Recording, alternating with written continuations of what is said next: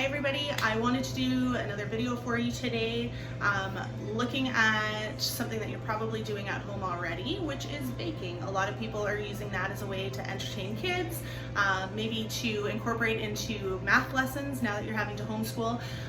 So I wanted to show you some different options that you can do with cookies, as well as a few different tricks. Most of you have probably already made cookies before, and so I'm not going to show you a recipe. All you're going to do is grab your favorite chocolate chip cookie recipe. If you don't have one, the internet's pretty good for that one. The Toll House cookie recipe is fantastic, so you can always use that one. Right off the bat, one trick that I have for you is to split, most will call just for like margarine or butter. I personally like to do half butter and then half shortening. I find for texture, for baking, cost, everything is just, it works into a really nice cookie. The other thing is when you are getting ready to make your cookies, make sure that your butter is at room temperature. You do not want hard butter. You also don't want melted butter. That's going to change the end result of your cookie. So I've already made up some cookie dough. We'll get into that in a second. So yeah, find your favorite recipe, make it up. Just leave the chocolate chips out for now because we're going to do something different. Alright, so I put together some cookie dough here. I just did a plain chocolate chip cookie dough recipe that we do here at the cafe, and I've left the chocolate chips out. So we're going to do 3 different types of cookies. I just want to show you how simple it is to change things out. You can take what one cookie would be and turn it into something totally different. A couple of tools as well if you have them, which will save your day. A microplane grater. If you have this, or just something as fine as possible that you can get, because we're going to be grating some lemon. So this is really helpful because then you get a really nice zest out of it. The other one is when we go to scoop our cookies, is just a small scoop like this. You can order these online. Again, do it the old-fashioned way and roll it or scoop it with a teaspoon or tablespoon. These are just so simple. It goes by so much quicker for you. So just something to think about if you're placing an Amazon order and you need to top up that cart. So first one that we're going to do is a lemon cookie. So again, I just have my plain dough here. We're going to take a lemon and we're going to zest some of that lemon zest in there, and that's it. So again, put in as much as you want. This is just going to change it a little bit from being a plain cookie to having a little bit more pizzazz to it. This is something too, you can add some of the lemon juice if you want. If you do that, you're going to want to add a little bit more flour because it will change the consistency of the dough. The other option is when you're making the dough itself, you can add some lemon extract if you have it instead, or in addition to the vanilla extract that you're adding. So yeah, we're just going to do a little bit like that. And again, mix it all in there. You do have the option as well for something like this, just to give it a little bit more, is once you go to scoop it, you can roll it in some granulated sugar, and then that will just help to make a really nice cookie as well. Alright.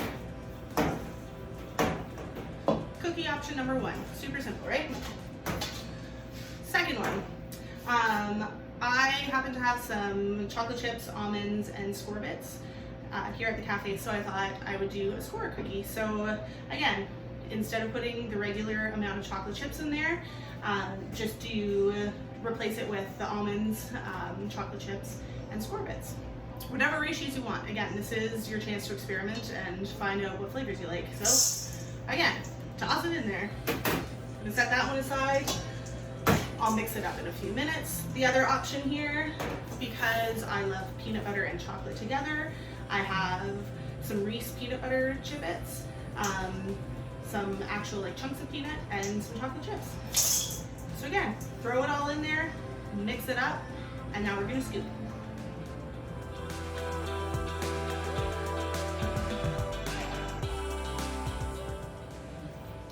Okay, so we're going to scoop our cookies out using the scoop that I had shown you earlier.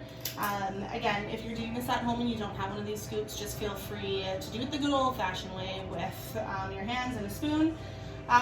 This is one thing that we do here at the cafe, is we scoop all of our dough up and we actually freeze it on our pan with parchment. So we freeze it like that until it's solid, and then we bag it once it's frozen. This just allows us to pull stuff out as needed. So we basically always have cookies ready to be baked and on hand. You can do this at home as well. This is a great way if you are fearful of eating all these cookies once you bake them. Do this, throw them in the freezer, and then you can just pull stuff out when you need it. So we're just gonna scoop some of these.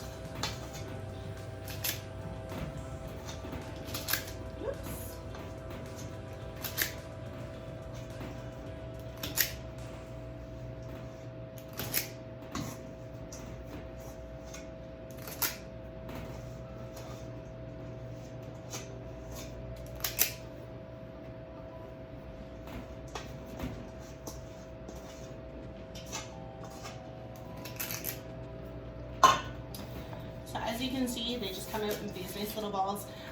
When we put them together here, we do them nice and close, then you can get as many as possible on a tray at once. Again, if you're doing this at home, you're going to space them out roughly 1 inch to 2 inches apart and baking them off that way. Another tip that I would have for you is to actually either throw them in the fridge or into the freezer for a few minutes. They will hold their shape a whole lot better if they go into the oven when they are nice and hard. Again, it's just a personal preference. That is my personal preference. So I'm going to finish scooping these, and then I'll bake some of them off and we can see our finished product.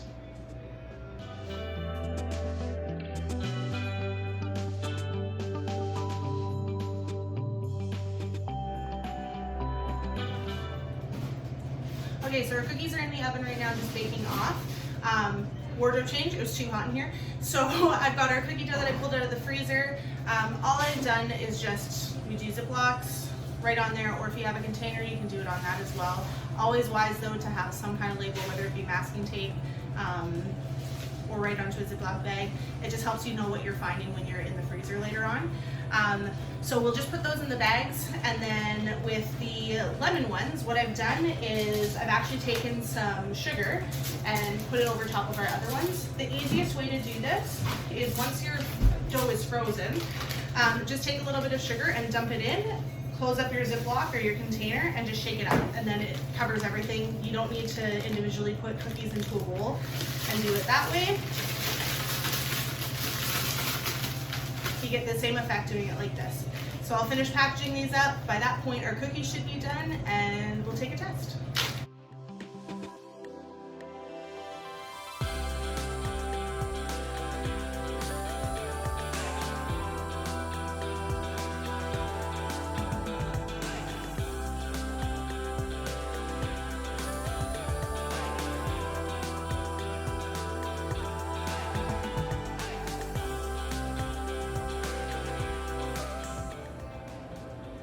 Okay, so our cookies are out of the oven.